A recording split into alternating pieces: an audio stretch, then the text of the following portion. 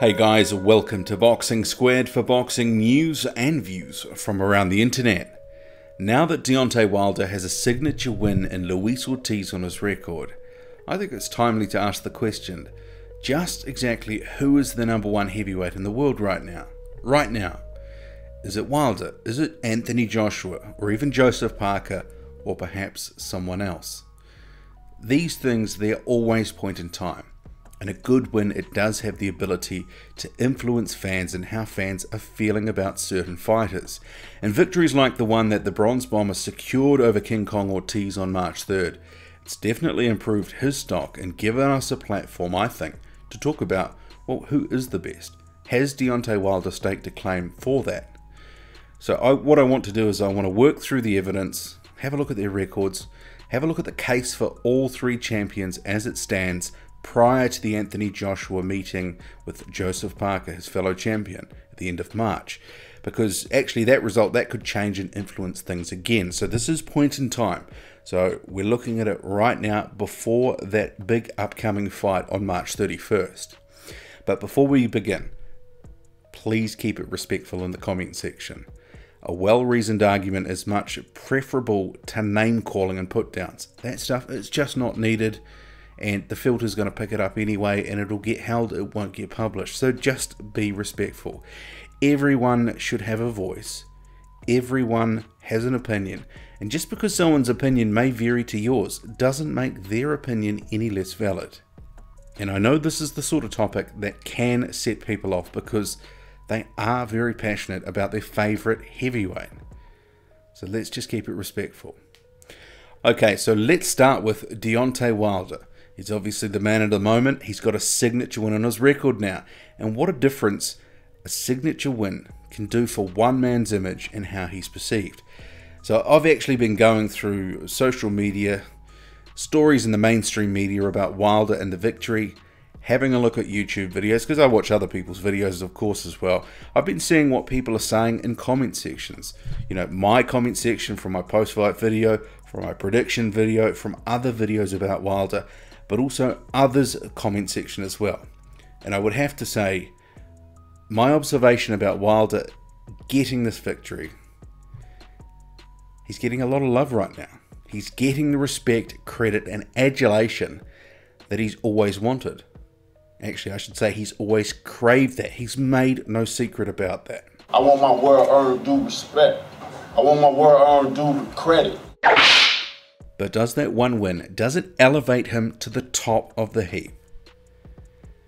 I know some already had him there anyway, before the Ortiz win, but I think it's fair to say that that opinion wasn't endorsed by a majority of heavyweight fans. But is it the case now? I know some will likely argue that Ortiz almost beat him, so on that basis, he's not the best.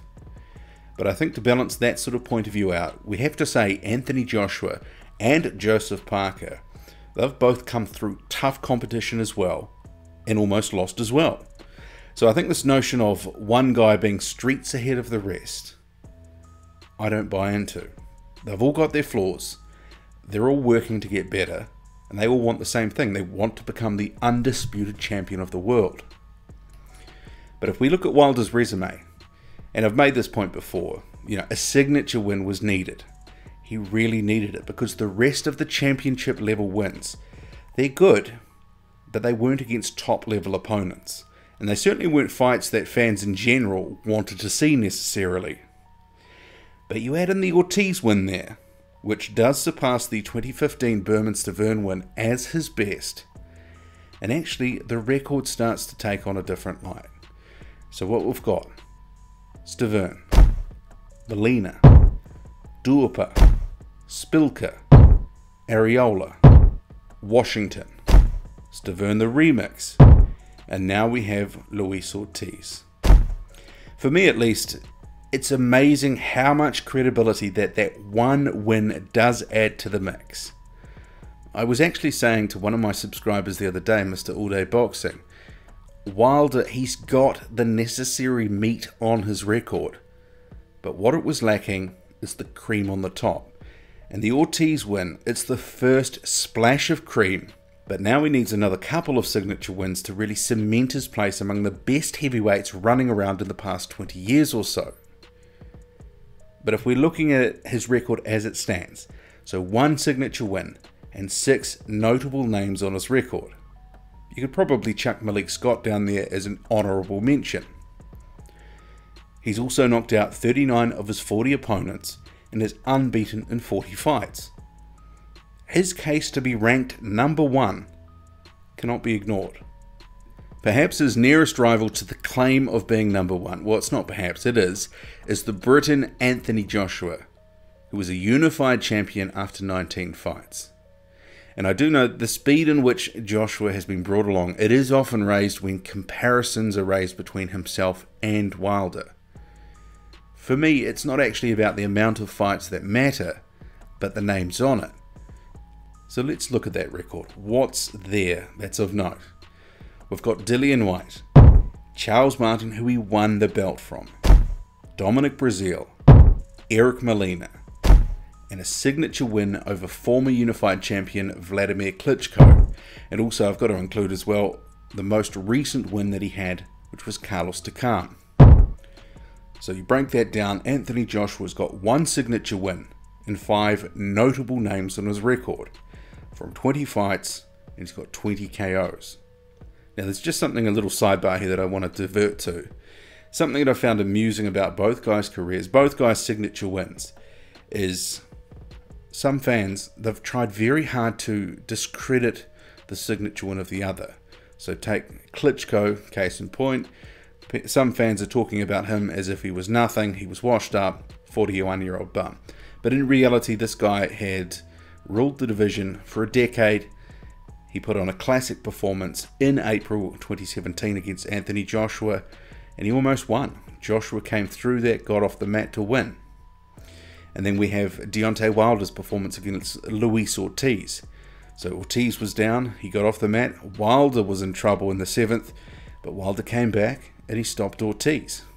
There are some parallels with the way that both fights played out, but also the opponents. The older opponents got on top at a time, but in the end they couldn't close the show. And some people are trying to discredit the other because of the age factor. But it's fair to say from the performance of both Luis Ortiz and Wladimir Klitschko, they put on great performances. But at the end of the day, it wasn't enough. Both were at the back end of their career, they couldn't get it done. The thing that cracks me up the most about it all is, if you're trying to diminish the credit from one, it only serves to diminish the credit from the other. So, it doesn't really make any sense to do so, because you're not giving your fighter the credit if you're trying to take the credit away from the other by saying he was too old. I actually rate both wins as signature wins against formidable opponents, because that's what they were, and no one will convince me otherwise. So when you stack up the two records, signature win apiece, and almost the same number of notable wins, their records are looking surprisingly similar. And arguably, there's not actually much to separate them, to split them. And it's fair to say up until now, opinion for Anthony Joshua being number one, it had been stronger than Wilder. But has that changed after the Ortiz win? I know that there will be a faction of fans that will say yes. Some will say that he already was number one. I don't know if I agree about that, but I think you can definitely make a case for Wilder now. I mean, perceptions around him have shifted some, but it needed to. But I guess the question is, has it shifted enough? Is it a case now of, you look at those records, is it 1A and 1B? But who is A and who is B? Or is there a dark horse in this race in the form of Joseph Parker? There are some who believe his record stacks up with the likes of Wilder and Joshua. In my view, Parker has 3 notable performances. So he's had wins over Carlos Takam, Andy Ruiz Jr., and that was to claim the WBO strap, and also his second title defense against Hughie Fury. I'm actually on the fence about the Alexander Dimitrenko win. On the fence about where it sits, so I think that being the case, it probably deserves to be in the honourable mention category alongside Parker's first title defence against the late standard opponent Razvan Kajanu. The one striking thing that is missing on Parker's record is the signature win. It stands out more now because Wilder and Joshua both have one. So on the strength of Parker's current resume alone, does he deserve to be in the conversation as top dog? Or is that a conversation that we need to revisit if he beats Anthony Joshua? If he did do that, I think we would have to revisit the question. And I'm certainly not trying to diminish Parker's achievements because, as many of you know, he's my favourite fighter and I believe he's achieved a lot in his career. He's come along quite quickly, he's had some luck, but he's done some very good work in the ring too. He's definitely among a small cohort of heavyweights who've actually been fighting tough competition more often than not recently. A fourth option that may be in the conversation for the title of best in the division is Alexander Povetkin. And hear me out on this one. Out of all the active heavyweights, the 38-year-old has the deepest resume. By far. He's got a dozen or so notable wins stretching all the way back to 2007. An argument can be made for Povetkin being the number one. But then again, I'm not sure how well it would stack up with fans. He's definitely regarded as one of the better heavyweights by most fans. But I think only a small percentage would say that he is the best. He's in the conversation for the top 4 at least. Some fans will probably also make a case for Tyson Fury, but he's not actually an active boxer, so it's an easy decision for me to leave him out of this conversation. But for argument's sake, if he were in, I think he might actually need a few more notable wins on the record, because apart from Wladimir Klitschko, we've got Derek Chisora and Kevin Johnson, and we can no longer count the Christian Hammer win because it was recently ruled a no contest as part of a UCAD ruling. I don't think there's anyone else that probably deserves to be in the conversation right now based on the wins that they have on their record. But who is the consensus number one? Judging by the current wins the respective active fighters have, it does certainly appear that it's a 2-horse race between Anthony Joshua and Deontay Wilder. And as you've heard in this video, you can make a case for either. The records are actually remarkably similar.